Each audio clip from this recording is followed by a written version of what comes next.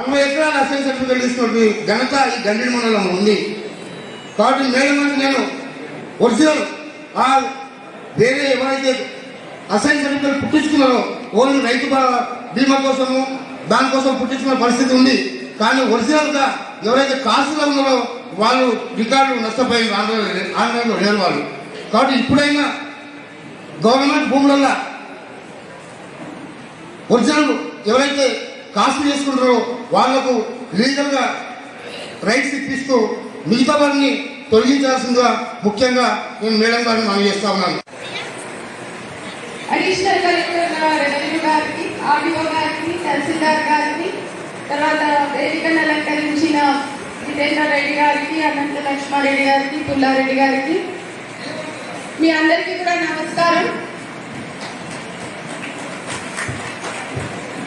మీ అందరికీ తెలుసు, మనకి ఈ భూభారతి చట్టం, కొత్త చట్టం ఏదైతే ఉందో ROR చట్టం, ఇది ఏప్రిల్ 14వ తారీఖు నుంచి అమల్లోకి రావడం జరిగింది. అంటే అది మన రాజ్యాంగ నిర్మాత డాక్టర్ బిఆర్ అంబేద్కర్ గారి జయంతి సందర్భంగా ఈ చట్టాన్ని అమల్లోకి తీసుకురావడం జరిగింది. తర్వాత ఈ చట్టం కింద నిబంధనలు, రూల్స్ కూడా తయారు చేసి ఆ రూల్స్ కూడా మనకి ఏప్రిల్ 14వ తేదీ నుంచి అమల్లోకి వచ్చాయి. ఇంతకు ముందు మాట్లాడిన పెద్దలందరూ కూడా చెప్పడం జరిగింది. అదేవిధంగా మన రిటైర్డ్ తహసీల్దార్ గారు జఫరుల్లా ఖాన్ గారు ఈ భూభారతి చట్టం గురించి మీకు ఆ పీపీటీ గతం లోపల చాలా బాధపడి మన తహసీల్ ఆఫీసుల చుట్టూ మన తాతలు తండ్రులు మనకు వారసత్వంగా ఇచ్చినటువంటి భూములని ఏదైనా ఆపద ఉన్నప్పుడు ఒక బిడ్డ పెళ్లికో లేకపోతే ఇంట్లో ఎవరికైనా ఆరోగ్యం బాగాలేకుంటేనో తప్పని పరిస్థితులలో ఒక తల్లికి బిడ్డకు ఎట్లాంటి సంబంధం ఉంటుందో ఒక రైతుకు భూమికి కూడా అట్లాంటి సంబంధం ఉంటుంది. ఆ సంబంధాన్ని కూడా విడదీసుకొని ఆ భూమిని అమ్ముదామని చెప్పి ఎవరైనా పేద రైతులు ఎవరైనా సరే వాళ్ళు తహసీల్ ఆఫీస్కి వెళ్ళి నా భూమి నేను అమ్ముకోవాలంటే ఆ రోజు పరిస్థితి ఏంటంటే నీది ప్రొహిబిషన్లో పడ్డది, నేను అమ్మడానికి వీల్లేదు అని ఎన్నోసార్లు మనను వేదనకు గురి చేసినటువంటి గత బీఆర్ఎస్ ప్రభుత్వం లోపల మనమందరం కూడా బాధపడడం జరిగింది.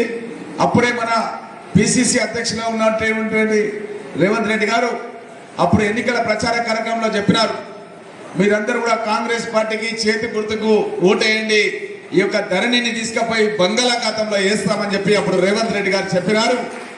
చెప్పిన మాట ప్రకారం బంగాళాఖాతం అంటే బంగాళాఖాతం కాదు, దాన్ని రద్దు చేసి దాని స్థానం లోపల మనం మంచి చక్కనైనటువంటి సరళీకృత ఫార్మర్ ఫ్రెండ్లీ రైతులకు ఈజీగా ఉండేటటువంటి అమలు చేయడానికి ఈజీగా ఉండేటటువంటి ఈ యొక్క చట్టాన్ని భూభారతి చట్టాన్ని మనం తీసుకొని అవగాహన కల్పించడానికి కలెక్టర్ స్థాయి అధికారులను ప్రతి మండలానికి పంపించి తహసీల్దార్ స్థాయి లోపల ఒక రెవెన్యూ అధికారుల బృందాన్ని ప్రభుత్వం ప్రతి గ్రామానికి పంపించడం జరుగుతుంది.